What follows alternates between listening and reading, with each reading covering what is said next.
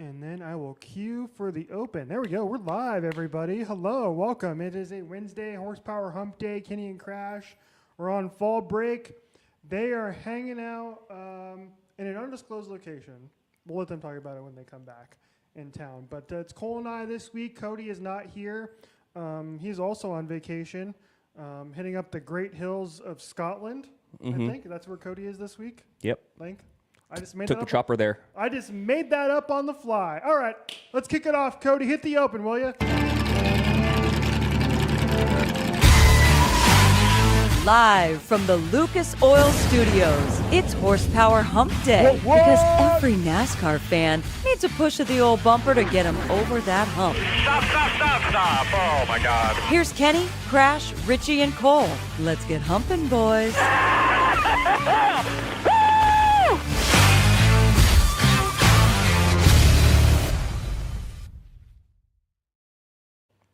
Cole's not getting any audio, and neither am I, but that's okay. Hopefully, Cody, you were getting that okay. I think I may have set something up wrong here, but that's fine.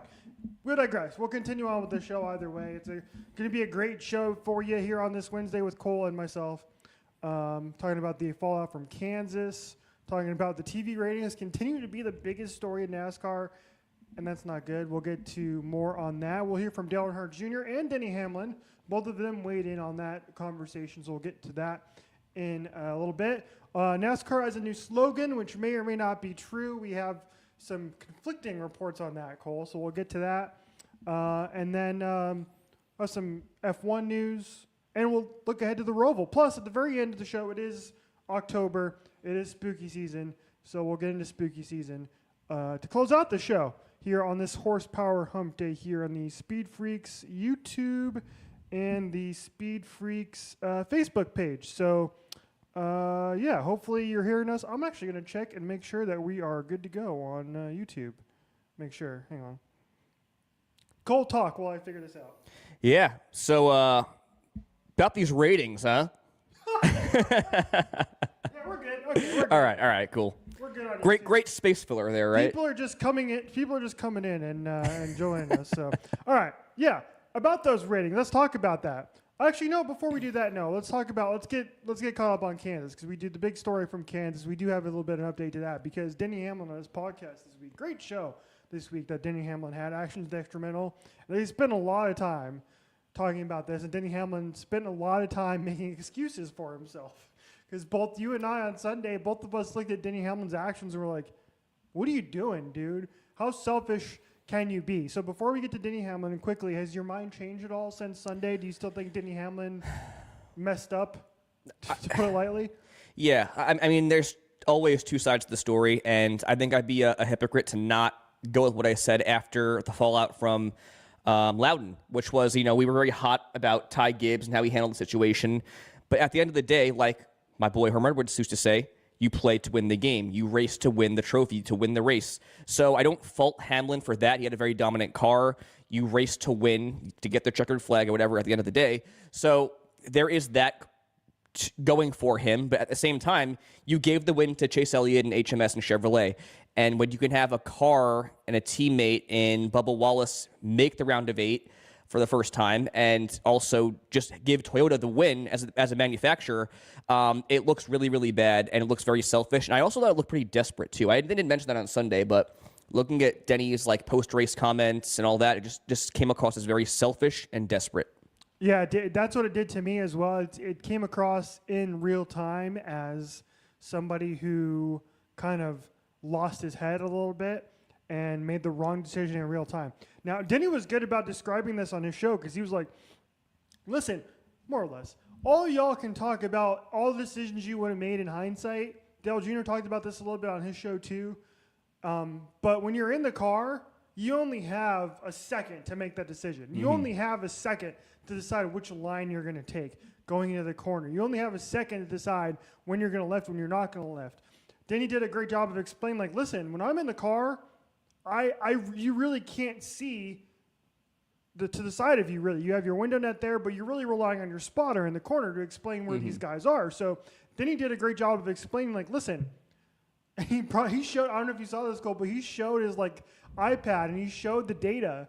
And he was like, if you look at the data, my line and my throttle were the exact same as every single lap. And so he was trying to explain, like, listen, I didn't do really anything all that differently. So he was trying to explain away kind of what he did. And I understand what he was saying, but when you're racing for when he knew who that was. He knew that was Bubba Wallace. He knew that was the car that he owns. Like, you have to be better at your decision making, because these drivers have been doing this for years. Like, they've been in that same situation before, right? So it's not like this is anything new for Denny. Yeah. You know, especially without his power steering, and allegedly it wasn't completely out. Like, he was just, it was in spurts. So in hindsight, like, I don't know how you can defend what Denny Hamlin did. It did not make much sense in hindsight. And Bubba Wallace, I think Bubba Wallace did a great job on Sunday. He did. Kind of, and this just shows to me how Bubba Wallace has grown up in a way, Big really, time. and how much he's matured and how happy he is to be in this car now. Cody, go in and play Bubba Wallace for us here. Bubba, did it feel like he moved you?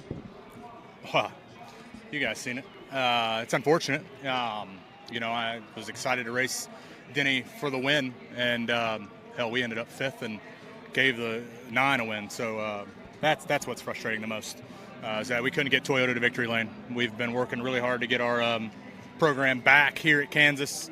We still got a lot of work to do. Played all of our cards right, and just wasn't meant to be. Will there be a conversation with Denny about this? Can't talk to him. Are you good with the way everything was raced at the end? I mean, I finished fifth, Bob, going for the win, so no, but... I mean, like, do you feel like anybody did anything uncouth, or is that just an overtime finish here in Kansas? Yeah, no, Bob. You're searching for an answer. You know what it is. There's Bubba Wallace from Sunday talking about, you can just listen to his demeanor, and he did such a better job there of kind of being like, you know, more, it seemed like he was like, it is what it is. We ran great. We put ourselves in the position to win, and just kind of move on and deal with things behind the scenes. Whereas Bubba in the past would have reacted completely differently. Yeah, I love what he said there. Like 2 years ago, I would have called him a dumbass, and it was a dumbass move. So he essentially called him that, but in a very roundabout way. A lot of poise, a lot of maturity. You need a strong mental fortitude to have success in this series, and especially in the postseason. I think that was a really big step in Bubba Wallace's progression. And we've seen this pretty much all season, but especially this last half of the season especially. He's just become so much more well-rounded, very polished, and I really admire just the trajectory of this driver at this point in time. And he also got, last thing I'll say on that instant in the final lap, you also got to take into account, like, Denny showed all of his data, obviously, which points to, you know, maybe he wasn't the right. You got to take into account that Bubba Wallace is trying to maintain his position and fight off Denny as much as he can. So it very much, I think, is a bit of a racing deal, but you got to be more conscious of, you know, getting to the end goal, getting that trophy, whether it be for yourself, your team in 2311, or for the manufacturer in Toyota. So I think it looks a lot worse because of what happened the week prior with Ty Gibbs and Denny Hamlin. If this was only this weekend at Kansas, I think it's a different story, but the fact that it came in back-to-back weeks, it's not a good look as a team player for Denny. Yeah, absolutely. I think I messed up producing the show here, and I don't remember if I grabbed the right clip here. This is great. This is awesome, y'all. This is what happens in the middle of the week, and you start.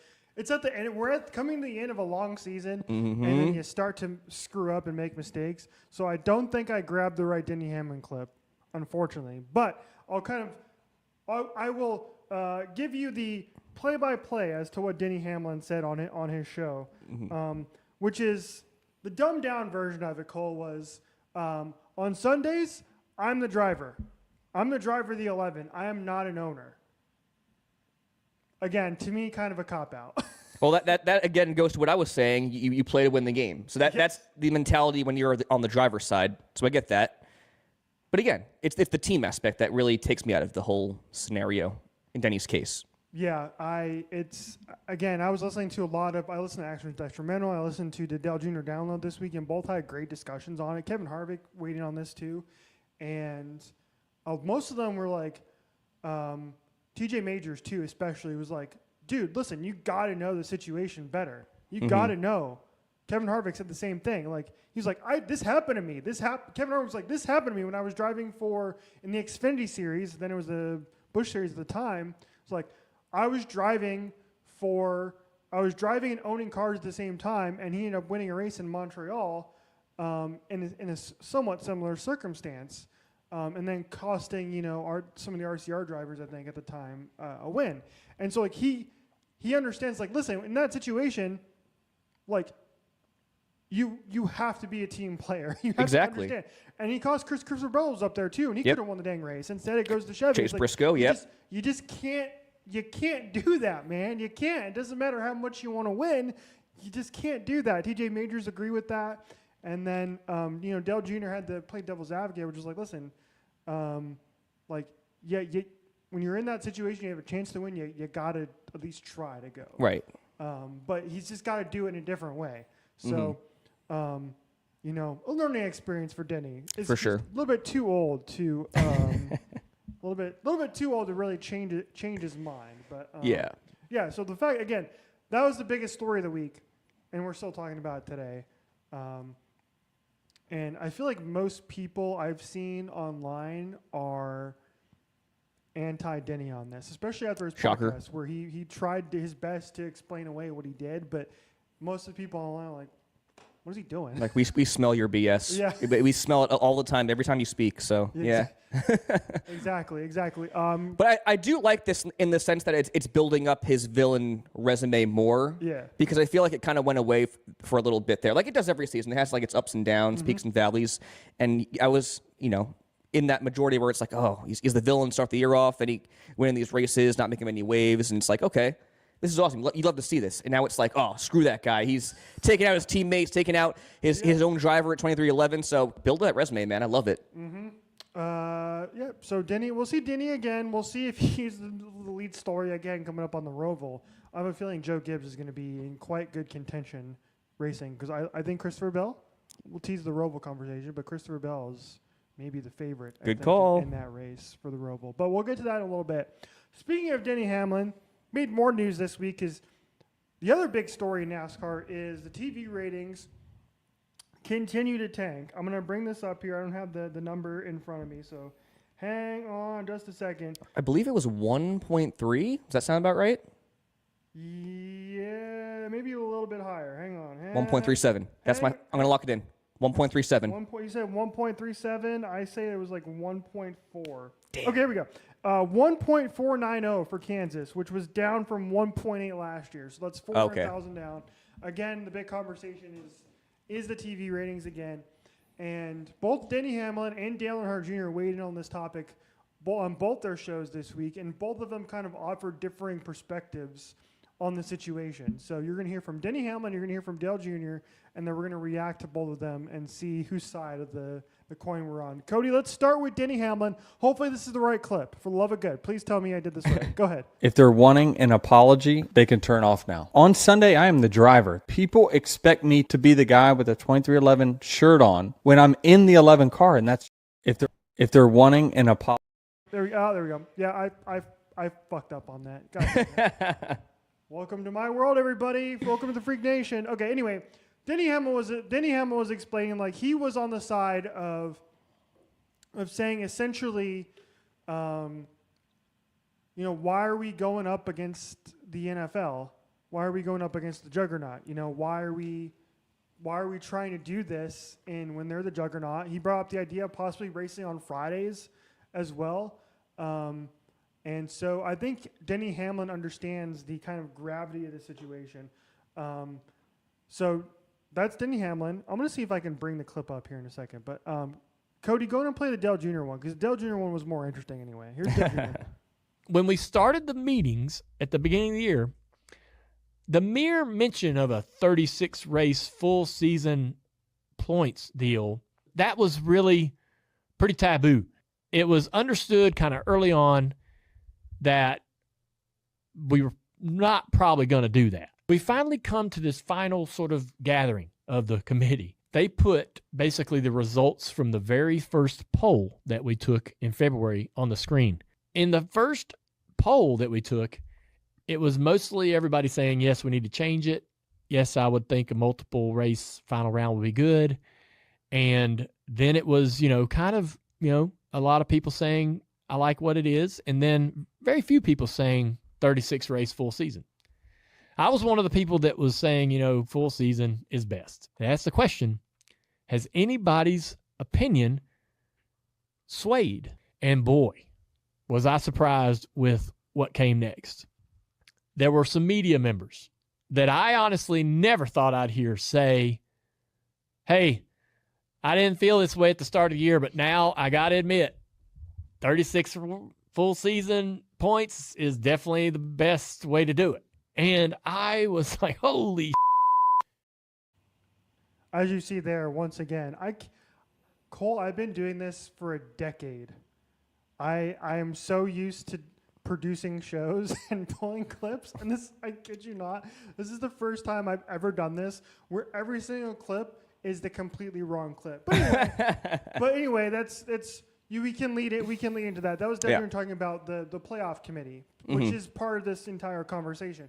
But the Dale Jr. quote I wanted to talk about was, he was on the side of, listen, we've been on Sundays for decades. Why he basically was saying, like, why are we the ones that have to move? Why do we have to move off of Sundays? Why do we have to play like we're second fiddle? Right. Why can't we be the sport that goes head to head with the NFL and tries to pull in that audience by revamping the sport in ways, and one of which, Dale Jr. there was the possibly going back to the full season points. I mean, we talked about it like last week too, I think, which is this idea of moving off of the Sundays, and I like they have to do going head to head against the NFL is such a mistake, and we've been over this again, but it's just. And I've seen other people say this. It's like, well, like I said, we've been doing this forever, but like at some point you have to understand that like the NFL has been doing this. Yep. They had another increase this weekend. I forget what the numbers were, but it was like up significantly from this point last year, ratings-wise. So exactly. So at some point, you have to wash your hands of it and say, listen, we got to move on, man. Like, the PGA Tour is the only other major sport that, baseball too over the summer. But PGA Tour brings in big ratings. Like, you don't realize this, but like they get for some of their bigger tournaments, they get 3 and 4 million people to tune into their tournaments because, number one, they're on network TV on Sundays. Yep. And so that's going to bring in a larger audience. PGA Tour is an older audience, just like NASCAR. Yep. And so they're grabbing those eyeballs, but NASCAR isn't. So at some point, like NFL's doing this, NASCAR is doing this, and I hope they get it through their heads that they got to change and they got to move off of Sundays during NFL season. They have to. They have to shorten the season somehow. And the counterpoint to that is that TJ Majors brought up on the Dale Jr. show is that he was like, okay, well, what is that? What if the NFL continues to expand their season? What if the NFL is like, oh, we're going to race on the Daytona 500 now? Then what do you do? What is the line there for NASCAR where NFL continues to expand their season? And NASCAR just says, okay, and they throw up the white flag every time? Well, you can't. The bottom line is you cannot go head-to-head with the Super Bowl. Because the 500 is like the week after the Super Bowl usually. So whatever that may be, you're doing it after that. That's when your season officially starts. I think the ratings thing is such a tired topic for me because we talk about it almost every single week. But it's the biggest thing in the headlines this weekend. So to start the week off. So it's definitely worth mentioning. I mentioned the midweek races as something I'd like to see come back. It's not a very foreign thing. It happened early in NASCAR's inception. We saw it during COVID times where they race on Wednesday nights and such. So it's not anything out of the normal. And even on like grassroots racing, they do weekday races all the time. So I think that's a way you can shorten your season but still have 36 races or comparable 36. You could have multiple races in a week, You're not really having too much practice and qualifying anyway, or I should say practice. So there's ways you can go about this, and I think that'd be a very innovative and interesting way to condense the season down in a way in terms of the calendar months. But as far as the playoffs are concerned, they have to stay, in my opinion. We talked about this last week. If this was the regular 36-week format, I had the picture up right here from Winston Cup standings on Twitter. It would be a 3-car battle. You can show the camera. Show the camera? Yeah, you can show it. It's a giant grid. That's fine. Well, okay. I'll zoom in a little bit. So according to this Twitter page, it would be a 3-car battle. It'd be Christopher Bell in the lead. You'd have Chase Briscoe 11 points back, and then Chase Elliott 66 points back. After that, 147 points from the leader to William Byron in fourth. So I don't think it'd be very compelling. It would not be very compelling in the final 2-3 races of the season when you're declaring a champion. So I think the playoffs are fine. They make for big moments. They make each race matter. The multi-race final round is the way to go to get a better, worthy champion, I guess, compiling finishes and whatnot. But the playoffs aren't the problem. It's just been a trend where I think it's very imperative for these races to stay on cable, but they need to be on the big networks, your Foxes, your NBCs. It cannot be your USA networks, FS1s. And I think that's really taking the ratings down a significant amount. So I think that streaming is the way of the future. Obviously, you're seeing NFL games go on there, whether it be Amazon Prime, even Netflix. And the best way to do that is to have these races on Fox or NBC, but have them stream also on Peacock, on the Fox Sports app, HBO Max. Dude, don't even get me started on that because you're going to make me angry. Okay? But it's true, though. It's true. Because it is true, and you brought up the perfect point. I love Peacock because I can watch all of the Premier League games for the most part, except for the games that air on USA Network. And I hate that. And it's the same thing with NASCAR, too. Put your G-damn races on your freaking streaming service that I pay you for instead of having to pay for a cable subscription, for goodness sakes. I don't have cable, Cole. I don't have cable, so I have to willy wanker my way into watching races every week. And it's annoying. It's always a problem. The Fox Sports app, I can't stand it. Yeah. I don't even watch the truck races when I can anymore, and I'm not home because the app just crashes all the time. It sucks. Peacock's a lot better.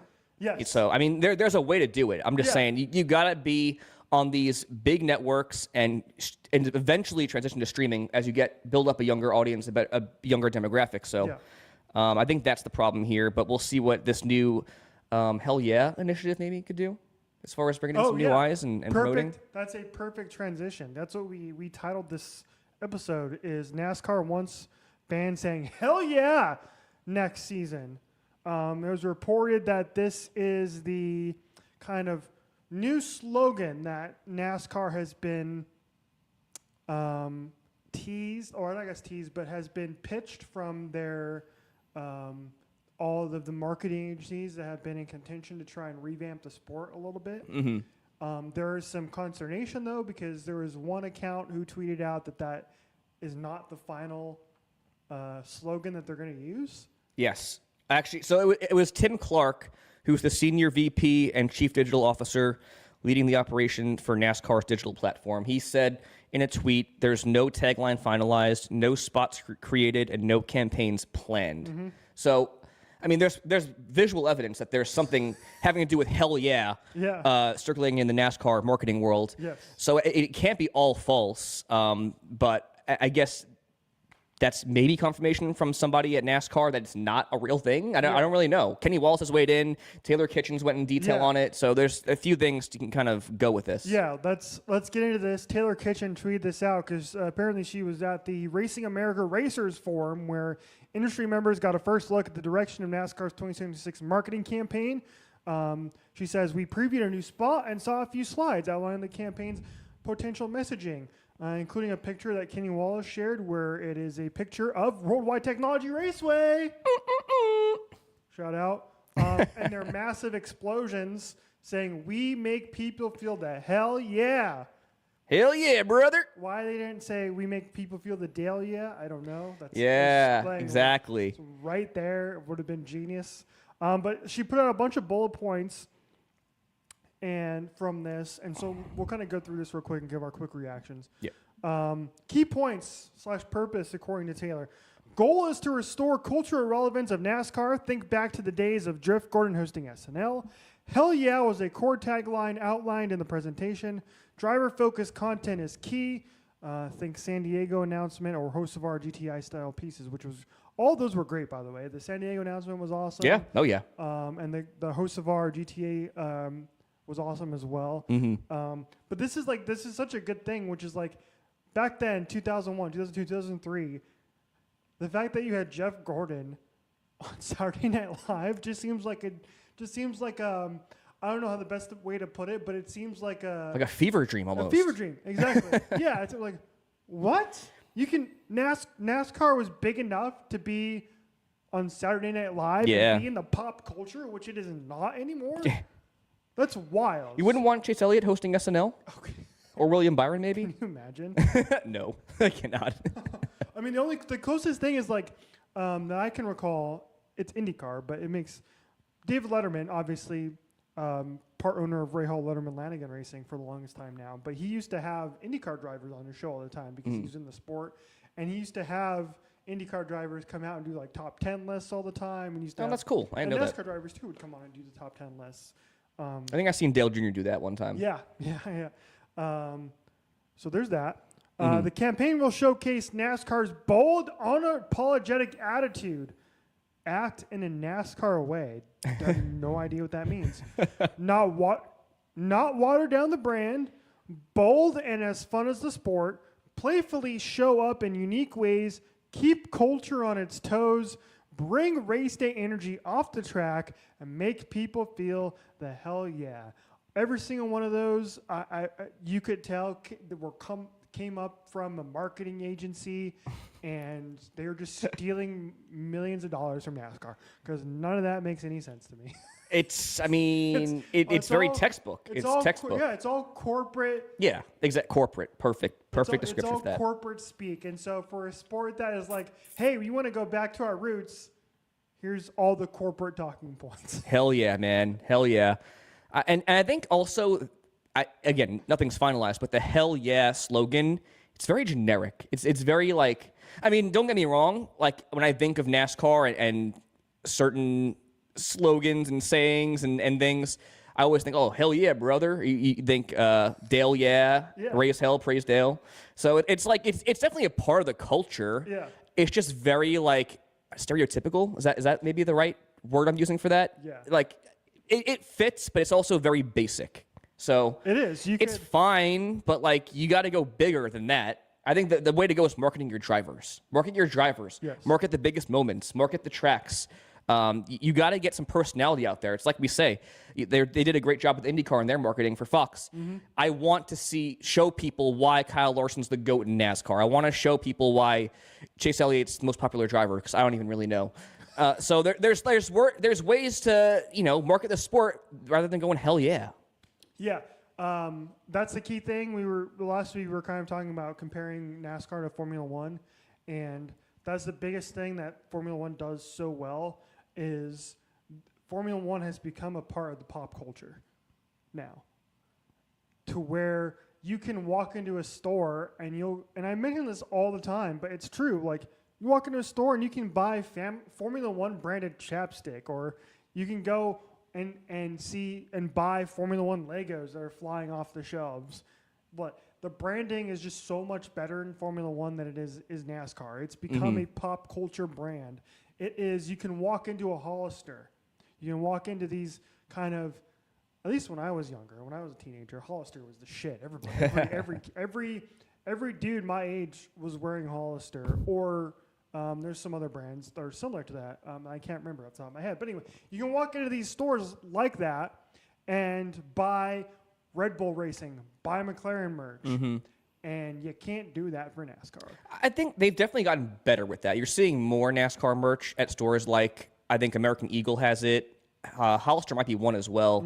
Urban Outfitters. So it's making a better comeback. That's a great point. Yeah, I showed the Dale Jr. shirt. Urban Outfitters. You awesome, bought a shirt from Urban Outfitters. I did. That was Dale Jr. But the problem with that, Cole, is he's been retired for a decade. Exactly. And I've only seen retired drivers. So there's been like Jeff Gordon stuff. I think I've seen Jimmy Johnson, Dale Jr. So it's all retired drivers. So you're not marketing your current talent. That's such a good point. I feel like we don't ever talk about that on this show, at least. We talk about marketing drivers all the time, but that is so true. You look at all that type of merch, and Home Field Apparel is another one as well. Yep. They have a tie-in with Hendrick Motorsports. But a lot of their stuff, Tim Richmond, Jeff Gordon, that's the type of stuff you see. They're going after those like old-timey kind of, that's not old-timey, but like I'm trying to think of the Like word. the nostalgic look, Yeah. the throwback look. Which I mean, they all look. There's great looking merchandise Yeah. and stuff, but maybe another factor here, and this is kind of tailing off a bit, but maybe it's the lack of big name sponsors in the sport. I've been saying this for many, many years. You don't have your Home Depots, your Mountain Dews, your Lowe's, your big like recognizable brands in the sport as prominent anymore. And maybe that's a factor in the marketing aspect of things. Maybe why it's not as big as it was back in the early 2000s, late 2000s. That's another great. Cole's on fire today, y'all. Cole is bringing it today. Yeah. Hot Cole. Cole is hot. Because I think back to when I first became a fan of the sport. You can go to Target. They had like aisles of like Dale Jr., Mountain Dew stuff, Jimmy Johnson, Jeff Gordon. Like it was all over the place. And now there's no presence. You go to like the toy section. There's some little 164 die cast. That's it. Yeah. No shirts, no hats, nothing. Yeah, there's a bunch of these NASCAR accounts on Twitter that they will go back and they'll mine old videos of, old races or old clips and you go back and you watch some of the old commercials and you're right. It was Lowe's, it was Home Depot, it was Mountain Dew, it was Budweiser, it was Coors, and they all had these marketing campaigns where they brought in NASCAR drivers as part of their advertisements. And those advertisements would not only air in NASCAR races, but they would air everywhere else too, right? You would see these NASCAR drivers pop up while you're watching an NFL game. And the sponsorship of the sport, you're right, Cole, has gotten so splintered that you don't see those big names like that using the drivers as much as anymore, right? So you think of some of the big Napa has always been around. Like I think of some of the old Michael Waltrip spots, right? But like Toyota, I think of all the Toyota spots that you see, and they air all the time, and it's Antron Brown voicing over the commercial, right? An HRA driver. Yep. And so, yeah, I agree. Like, that's kind of part of what you're missing. Like, you can't tune into an NFL Sunday now, and you're not seeing those NASCAR drivers marketing any of the stuff on an NFL Sunday. You see 9 billion DraftKings ads. Yeah, exactly.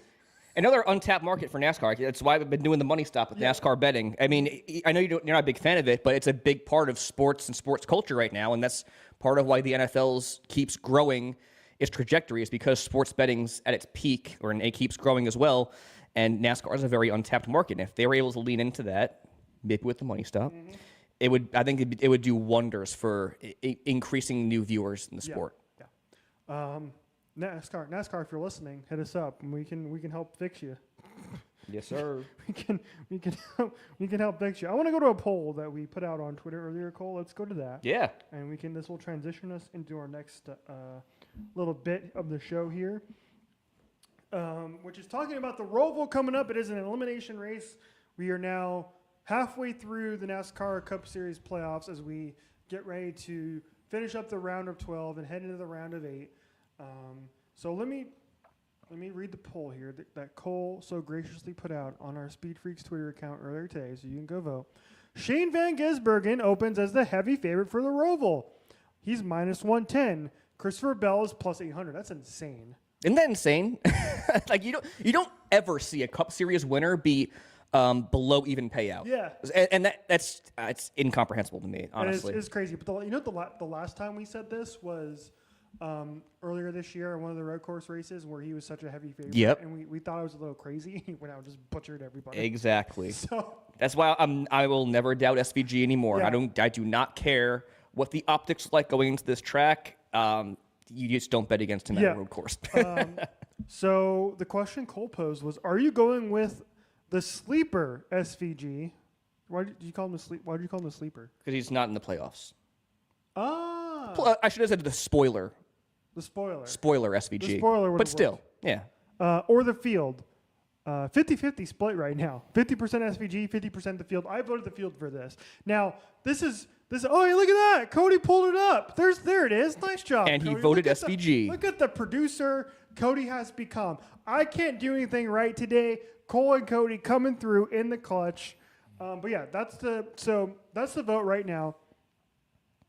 I voted for the field, and we didn't talk about this on air on Sunday, but we talked about it off air, and it is that the Roval is such a it's so different. It's because it's not a true road course or street course like we see throughout the schedule. It is a kind of a strange darling of the NASCAR Cup Series. SVG has had 2 top 10s there. Yep. On the Roval, so it's not like he's been awful there, but this was in different equipment, obviously. So I'm still betting on the field because it is not a true road course. So will he finish the top 5? Yes. He will still be in contention to win, but will he win?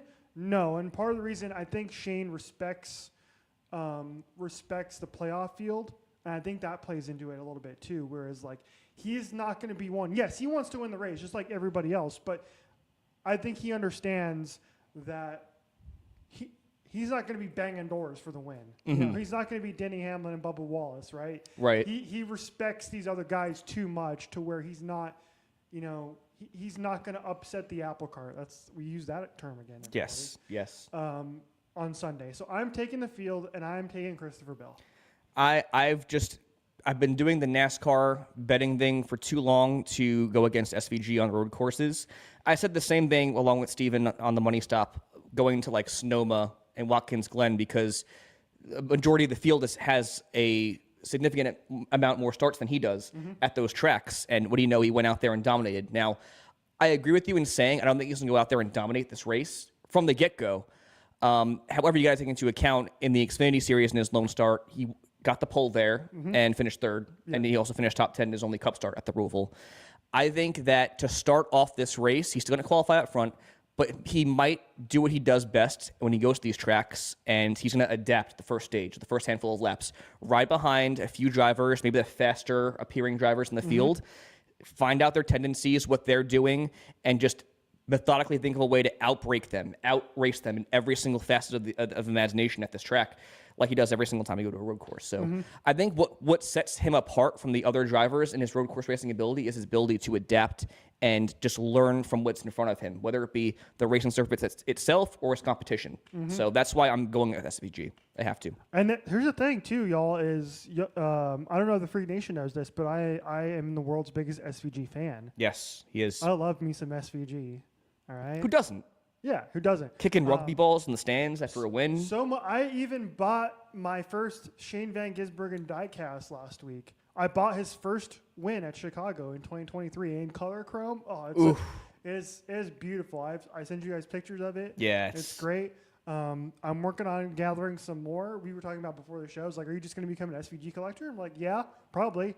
It's just going to be Shane Van Gisbergen and Connor Zilic, and it's the only diecast I'm going to buy. And you know what? It's warranted because Richard Sykes, who does the designs for Truckhouse Racing and their paint schemes, they make some of the best paint schemes in the garage area on a weekly basis. Whether it's their primaries or just secondaries or specialty ones, they all look top notch. Yeah, I love the jockey ones they've been doing this year with the guy like in the where they have the guy in the like he's in the driver's seat, but he's just wearing the jockey underwear. I think that's actually the drivers, by the way. No way. Like, I think they photographed the drivers and their jockeys and they put it on the door. Yeah. No way. Yeah. I'm almost positive. Oh, that's incredible work. I mean, I also do love me the Red Bull paint schemes too. Oh, of course. Those are top notch. Yeah, my favorites, just for clarification, my favorite SVG paint scheme is the one that we saw in person at the Chicago Street Course, the Wendy's Saucy Nuggets car. Perfect. Yes, those are good. I may or may not be picking up another SVG car this week. We'll see. Got to hit. I'm not gonna tell people where you can find it because I don't want people. No. I don't want the Freak Nation to be stealing this car out from under me. So I'm not gonna tell you where you can find it. It's on an auction site, but you can't. So yeah, it's mine. Damn you, Freak Nation! Nobody. Watch Cody's gonna come out from under me and steal it. Oh. Cody, don't do that, Cody. Don't you dare! Don't you dare get any ideas. And then he'll upsell you on it too. Yeah. That's so true. Both of you guys know so let me get this site actually. I might get on this action. Yeah, if either of you guys do that, I don't know where you live, but I know where you work on Sundays. You're gonna get a beat down from Mr. T Suave if you show up and be like, hey, look what car I got. Oh, F you. We're halfway through the playoffs now, Cole. We are 5 races in, 5 more to go. Are you making any changes to your original Final Four picks? How are we feeling halfway through now that we've actually gotten a sample size? So I'm struggling to remember who they were. I'm almost positive, though, that it was Check Chase. your bracket, bro. You can check your bracket. I don't know where it is, though. I'm almost positive it was Byron, Larson, Chase Briscoe, and Ryan Blaney. I'm almost positive that was it. I'm gonna go with what you're saying. Yeah. So I would swap William Byron, who has not looked very great so far, although he has been better as of late. I'm gonna swap William Byron for Christopher Bell, who was my penny stocks pick on Money Stop to make the championship at the start of the season. So I'm gonna go with 2 JGR Toyotas in Bell and Briscoe, who have been the best drivers in the playoffs through 5 races so far, by far and away. I'm gonna stick with Ryan Blaney. I think he's also been one of the best cars the last half of the season. He's been phenomenal. And then Kyle Larson's been looking great as of late. Don't need to say much else on his prowess and what he's able to do in the Cup Series at this level. So we'll go Larson, Bell, Briscoe, and Blaney. Larson, Bell, Briscoe, and Blaney. Mm-hmm. Okay. Yep. No Denny Hamlin? No Denny. Nope. No Denny. Do you have Denny in your bracket? I do not. You had SVG, didn't you? I had SVG making it to the final 8. Okay. All right. That's not as bad. So my bracket's effed at this point. Yeah, But I had SVG in the final 8, and then I had Kyle Larson missing the final 8. He has to finish better than 21st today or tomorrow, whatever, Sunday. I went out on a limb a little bit there. Yeah. Did not work out. But that's okay because my final 4 is still looking pretty good. Because if y'all remember, my final 4 was both Penske cars, Ryan Blaney, Joey Logano, Chase Sexual himself, Chase Elliott, who won at Kansas, who is seemingly riding the ship and finding his way back. And then Christopher Bell was my other pick. Christopher Bell was my preseason championship pick. So he's still in it, and I'm still feeling pretty good about him because he is running for JGR, who has been the best team in the playoffs so far. Looks good. So I'm not making any changes. I'm sticking with those 4. People may be sleeping on Joey Logano, but that's just how he likes it. Exactly. I mean, he, in his career, not the best road course racer, especially in the next gen. On the Roval, he has consistently performed. He's been one of the best drivers at the Roval. Then you go to the next round. Las Vegas is like his best track. That's a Penske track in general. Yeah. You've got Talladega, where he's won at a bunch. Great speedway racer. And then Martinsville. So he has a great shot to make it again. Yeah. And I don't know why people would be surprised at this point in time. Exactly. He is the one thing he does not have going for him is he's a little bit lower in the points than everybody else. Right. So he would have to win his way in. More likely Yeah, than not. probably. But I mean, Talladega and Vegas, you could not ask for a better shot if you're looking at it. Who's laughing now?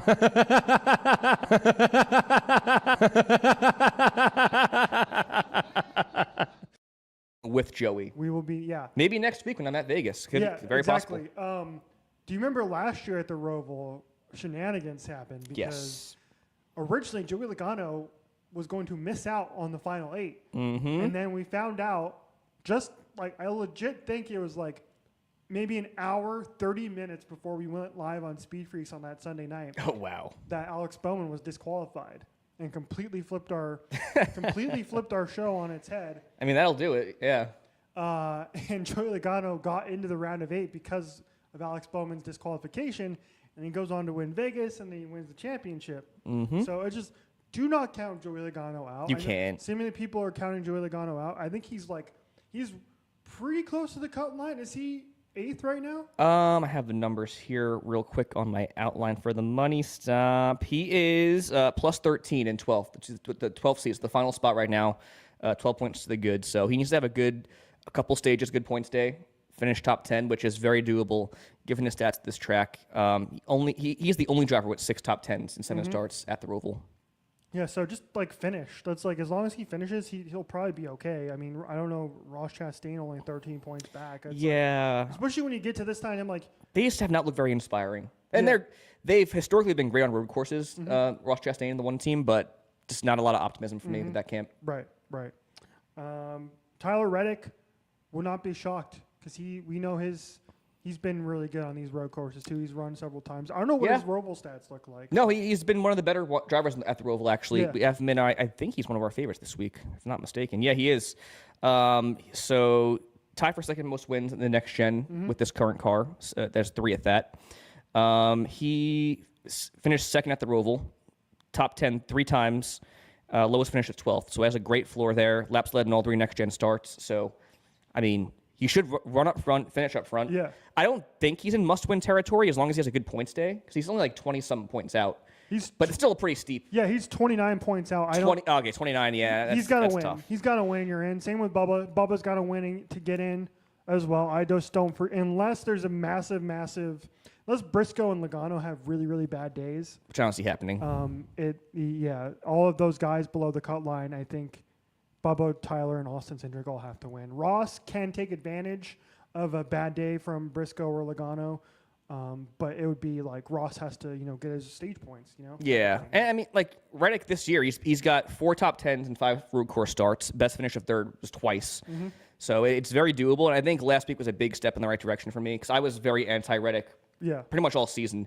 But for him to go out and have the race that he did with the news surrounding his child rookie, like that was very big for me. They came up very clutch last year numerous times in the postseason, leading up to the postseason. So, like, there is a path for this driver to get to the playoffs or the next round. It would be an awesome story if he's able to get the win in advance, and despite all of what's going on, obviously with his kid. So that would be a great, awesome story.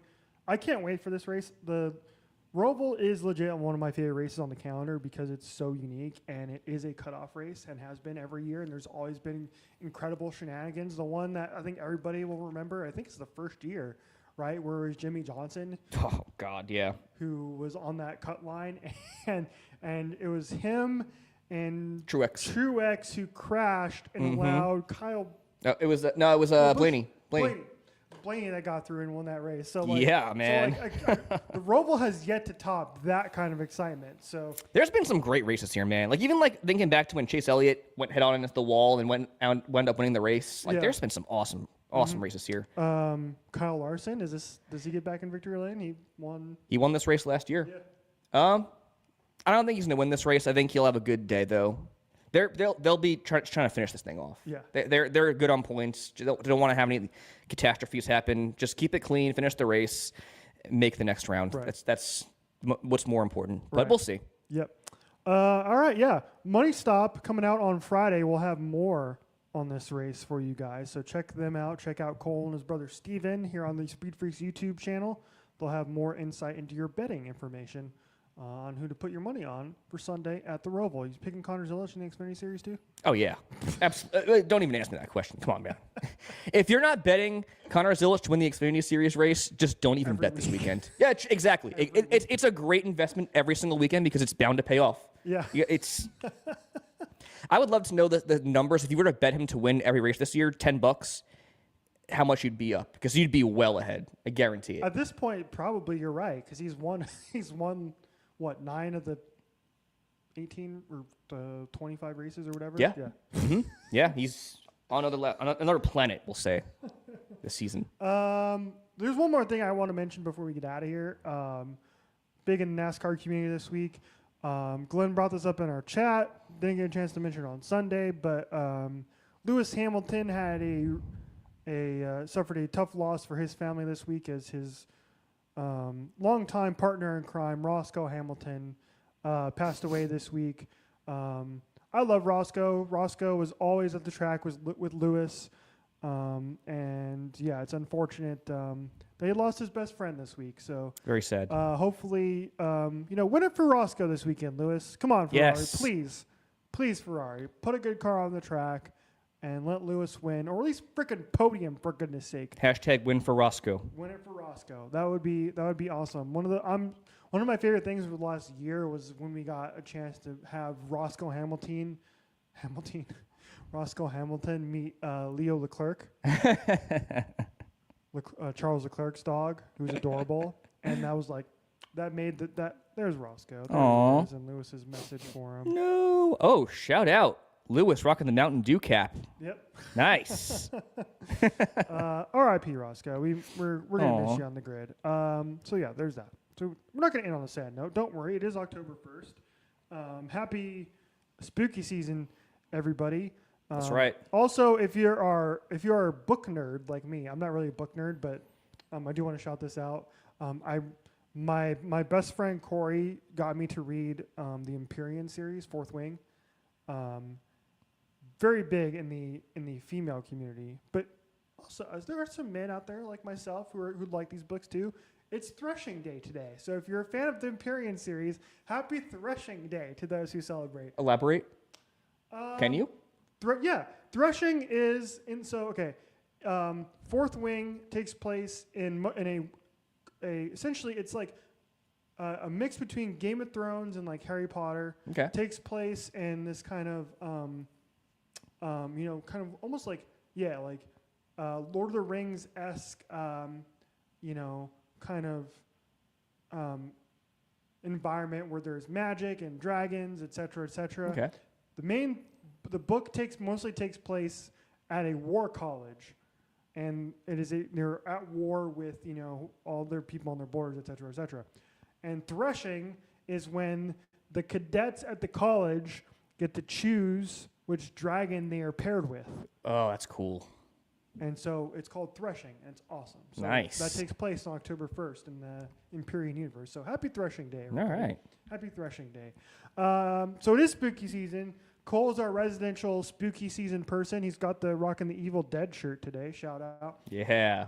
Trick or treat hat as well. I didn't notice that. One of my go-tos. So I tasked Cole with giving us his top 5 horror movies, and I kind of extended that out to like Halloween movies in general as well, kind of spooky season movies. So what do you got, Cole? Hit the Freak Nation up with what they should watch this October. All right, yeah. So for me, I give my top 5 horror movies. Yeah. It's different from Halloween movies, Yeah. but I mean the OG granddaddy of all slashers and horror movies is the original Halloween, 1978, John Carpenter. Everything about this movie is perfect. The score, the cinematography, everything about it's just like top notch. It's a masterclass in suspense and just horror. One of the more offbeat ones is one of my all-time favorites, Suspiria, the original one, 1977. It's an Italian film from the 70s. It's very abstract. It's like an assault on the senses. So you get bombarded with like this insane visuals and cinematography, a really like abrupt and like loud score. It's very, very terrifying. It's like a gothic fairy tale in a way, but it's unbelievable. I cannot recommend that one enough. It's putting that on my list. One of the most beautiful movies you'll ever watch, and haunting as well. It's unbelievable. It's I cannot on Tubi, recommend so it I can enough. watch it for free. Fright Night is one of my all-time favorites as well. It's a childhood favorite of mine. I actually went to a convention this past weekend, and I met the original 3 cast of kids for the 40th anniversary. And if you've never seen Fright Night, it's a vampire flick, like a late-night creature feature type deal. Lots of comedy, lots of horror, practical effects. It's such a fun film and one that really lets your imagination run wild. And for my final 2, I was kind of tossing up here. I'm a big Wes Craven fan. I think he was a genius in the film space. So I got to mention Nightmare on Elm Street, the original one. And then I also like Scream a lot. The original Scream, so well written. It's a great mystery.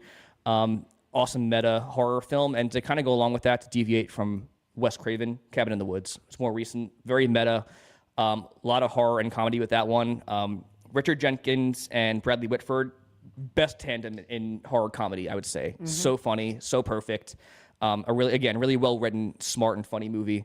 But yeah, my top 5 horror movies: Halloween, Suspiria, Fright Night, Nightmare on Elm Street, and then Scream, Cabin in the Woods. I have never seen Suspiria, and I've never seen Fright Night. Fright Night's such a fun movie, man. Never seen Cabin in the Woods either. What? Oh, okay, wait. That's one that you got to watch. I think you like that one a lot.